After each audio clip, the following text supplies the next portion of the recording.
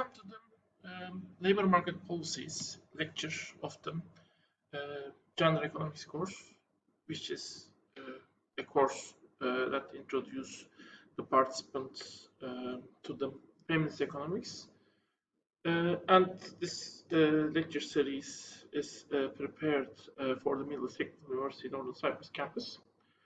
In this lecture, we will talk on the labor market policies, where basically we will look to more practical aspects of labor market. Basically, I mean, two examples: globalization, labor standards, and women's rights. This is a case where we will look to APZs, I mean, export processing zones, and the female workers there will be our focus, which is actually an important practical labor market position for the woman in the especially developing world today. And then we will look to the in the second article to the dormitory system in more detail, both male and female versions of it. And then we will see the minimum wage, and especially its basically effect on overall labor market and gender aspects of the minimum wage. And lastly, we will see a few data on the global feminization through the flexible labor part, where basically this flexible labor market idea will be discussed in more detail. But as a starting point, I can mention this. In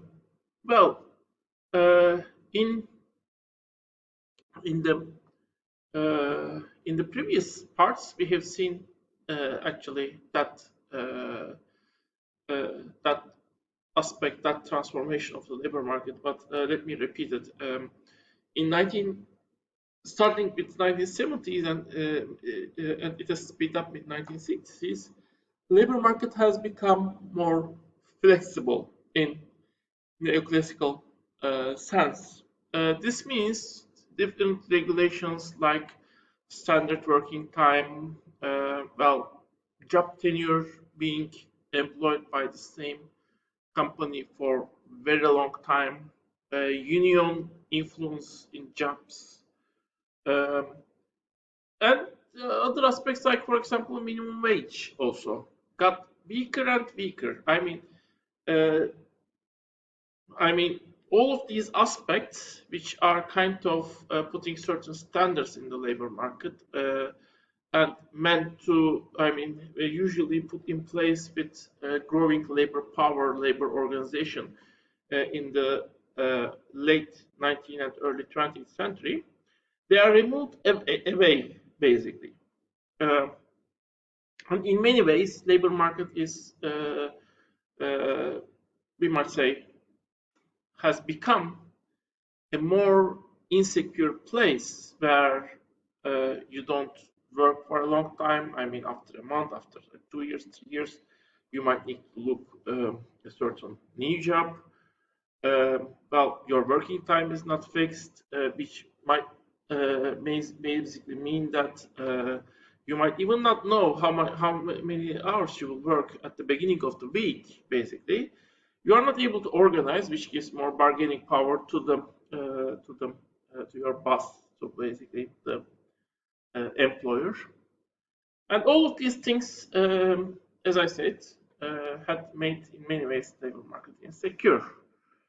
However, we should also note that in this previous labor market, the formal labor force was excluding certain groups, which might be people of the developing countries coming to the countries like the United States or European countries, the Western European countries especially. But also even in the developing countries, I mean, certain groups, certain ethnic groups, certain cultural groups, or certain religious groups, and gender also. I mean, a particular gender, basically woman, might very well be excluded from this formal labor market. And when the market gets more flexible, Well, for the members of the formal labor market, well, this might basically create a distress for the people who were excluded from this formal labor market. Well, this transformation at least might create maybe some improvements. At least that is a possibility, I mean, in many cases. And uh, in many, let's say, cases, that improvement of the excluded members of the formal labor market can be the very reason why these policies might have found ally in the population, and later also in the new members of the labor force. That's at least a possibility. That's at least something we may discuss. And the some especially the first article in this lecture is part of that discussion. I mean, this possibility that the women, especially in developing worlds, they might be their position might have become better by them, by their inclusion to the labor market. While of course there are all other aspects. I mean, the fact that the formal market has become more insecure for the labor force. And here, actually, when we are talking about the flexible labor market, if you don't have bargaining position, flexible labor market might mean basically you can sit with your employer as worker and employer and decide on your own conditions instead of collective bargaining or labor market rules that are set by the state. You decide on those rules, on those conditions, by one to one basis. But why were those restrictions, those rules have been set in the first place? In that case, I mean, mostly workers themselves have organized and put those rules. Well, basically because when they sit one to one basis, usually the workers, I mean, even educated workers in many cases, might not have that much power. I mean, basically the employer can decide on their conditions, which means actually for the worker, basically this might create a lot of inflexibility, I mean insecurity. The job conditions can change unexpectedly. They might be temporary, they might be unsecure, they might give them no protection. So that means basically that. Having said that, well, let me talk a little bit on the videos. Well, we have two videos today, and both of them are on fires.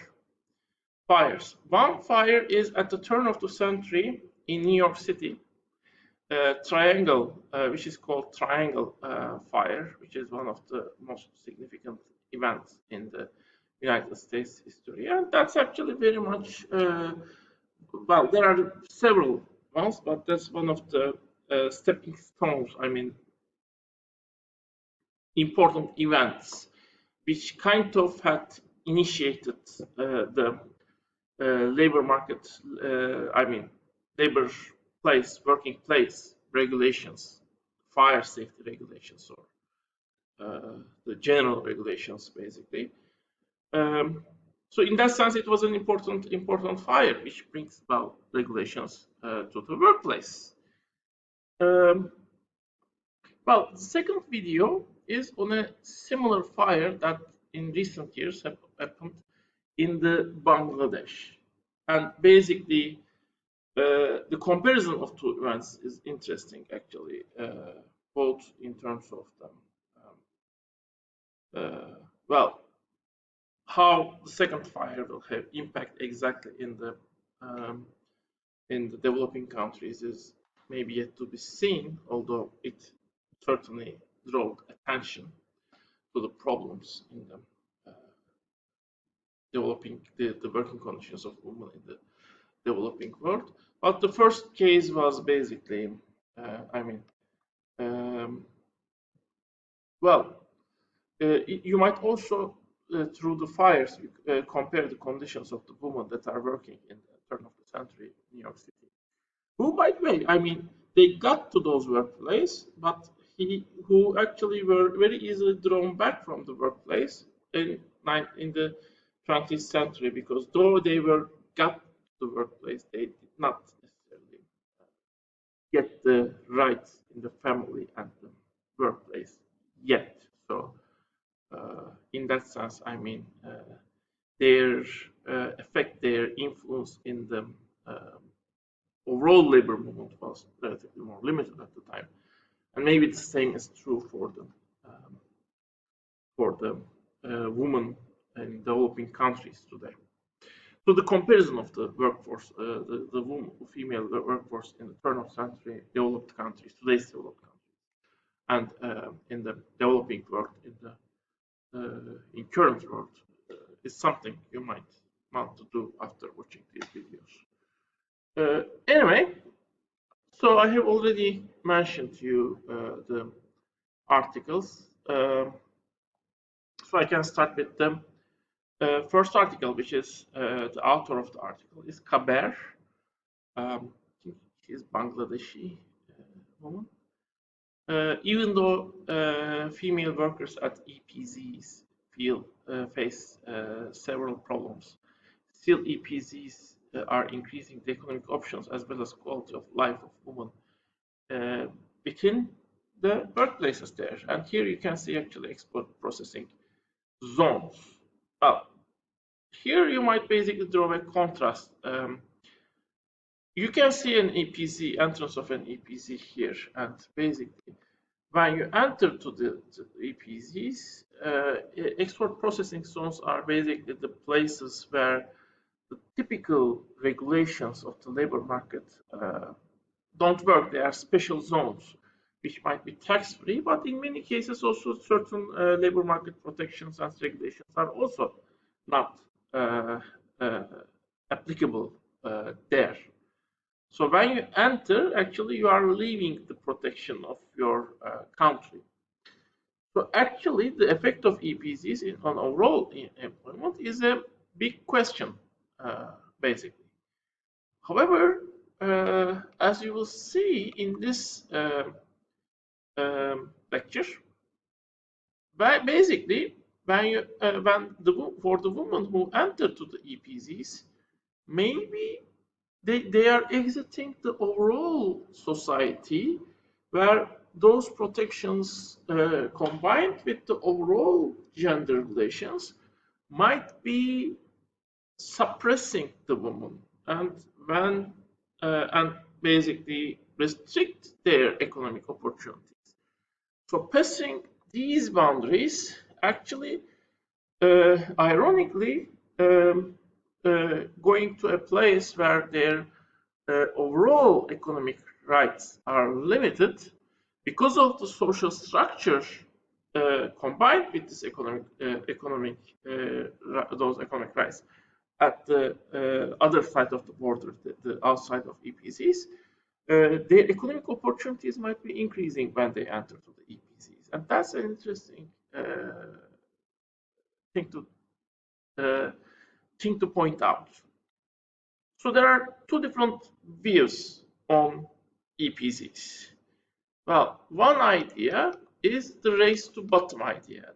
This idea basically states that EPZs are basically just a place which is instrumental in worsening the labor market conditions outside of the zone and outside of the country where EPZs are basically found. So just by creating a zone where the traditional rules, including taxes, don't apply, is basically you are actually preparing the ground to those rules to expand much further. We will discuss this more on the next part. See you in the next part.